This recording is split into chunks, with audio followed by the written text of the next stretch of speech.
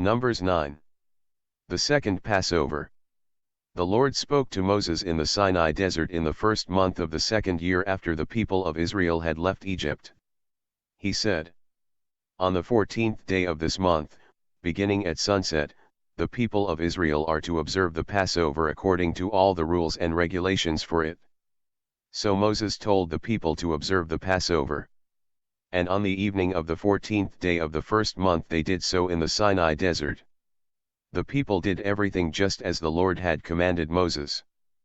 But there were some people who were ritually unclean because they had touched a corpse, and they were not able to keep the Passover on that day. They went to Moses and Aaron and said, "We are unclean because we have touched a corpse, but why should we be excluded from presenting the Lord's offering with the rest of the Israelites?" Moses answered, "Wait until I receive instructions from the Lord."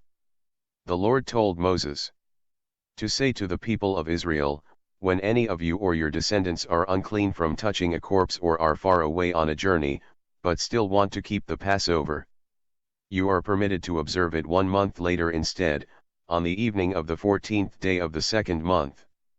Celebrate it with unleavened bread and bitter herbs. Do not leave any of the food until the following morning and do not break any of the animal's bones. Observe the Passover according to all the regulations. But if any of you are ritually clean and not away on a journey and do not observe the Passover, you shall no longer be considered my people, because you did not present the offering to me at the appointed time. You must suffer the consequences of your sin.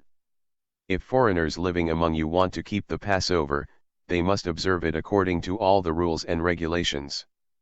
The same law applies to everyone, whether native or foreigner." The cloud and the fire. On the day the tent of the Lord's presence was set up, a cloud came and covered it. At night the cloud looked like fire. Whenever the cloud lifted, the people of Israel broke camp, and they set up camp again in the place where the cloud came down.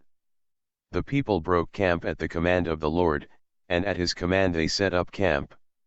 As long as the cloud stayed over the tent, they stayed in the same camp. When the cloud stayed over the tent for a long time, they obeyed the Lord and did not move on. Sometimes the cloud remained over the tent for only a few days. In any case, they remained in camp or moved, according to the command of the Lord. Sometimes the cloud remained only from evening until morning, and they moved on as soon as the cloud lifted. Whenever the cloud lifted, they moved on. Whether it was 2 days, a month, a year, or longer, as long as the cloud remained over the tent, they did not move on, but when it lifted, they moved. They set up camp and broke camp in obedience to the commands which the Lord gave through Moses.